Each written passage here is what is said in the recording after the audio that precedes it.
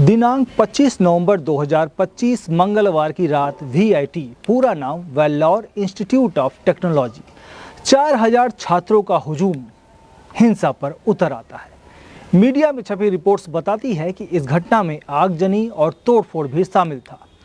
छात्रों के द्वारा इसका कारण मेस में घटिया खान पान को बताया गया। विचार के इस दूसरे एपिसोड में हम बात करेंगे मेस के भोजन और गुणवत्ता की।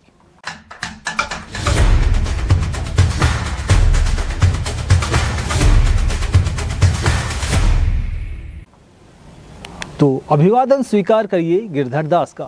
25 नवंबर 2025 मंगलवार की रात वीआईटी, पूरा नाम Vellore institute of technology, Madhya Pradesh के सीहोर जिले में स्थित भोपाल से लगभग 40 किलोमीटर दूर, जिसमें लगभग 16,000 छात्र पढ़ते हैं और लगभग 10,000 छात्र हॉस्टल में रहते हैं, जो कि प्राइवेट इंजीनियरिंग यूनिवर्सिटी है। लगभग 4,000 छात्रों ने उग्र प्रदर्शन किया।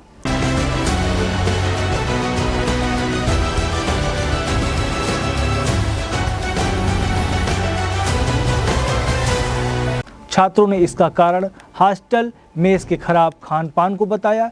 पिछले कुछ हफ्तों से छात्र सोशल मीडिया पर हॉस्टल मेस में खराब क्वालिटी का भोजन, गंदा पानी मिल रहा है कि कैंपेन चला रहे थे।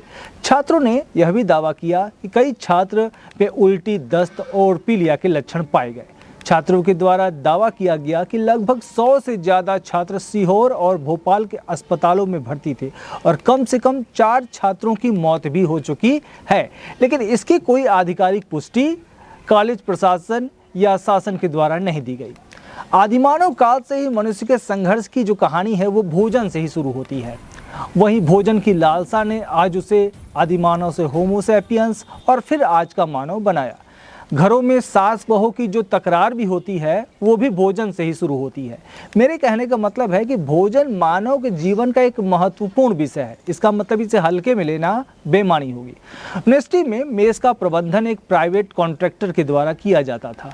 आमतौर पे अधिकांश कॉलेज या यूनिवर्सिटी में मेस का संचालन छात्र समिति के द्वारा किया जाता है, जिसमें भोजन बनाने से लेके सब्जियों के खरीदने की जिम्मेदारी छात्र समिति के पास होती है।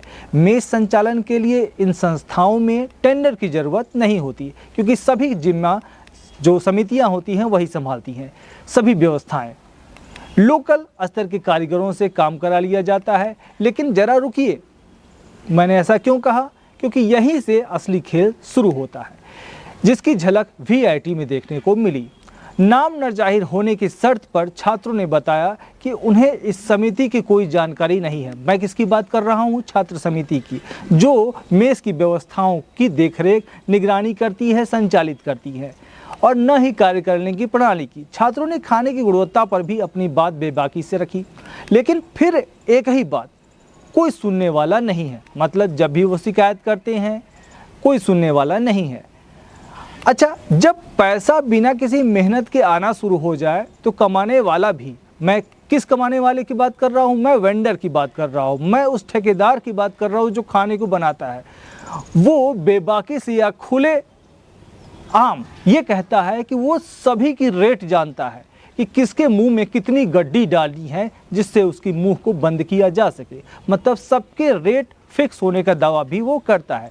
मेस के प्रॉफिट और लॉस की बात हम फिर कभी अगले एपिसोड में करेंगे, लेकिन फिलहाल एक छोटी सी झलक हम यहाँ आपको दिखला देते हैं।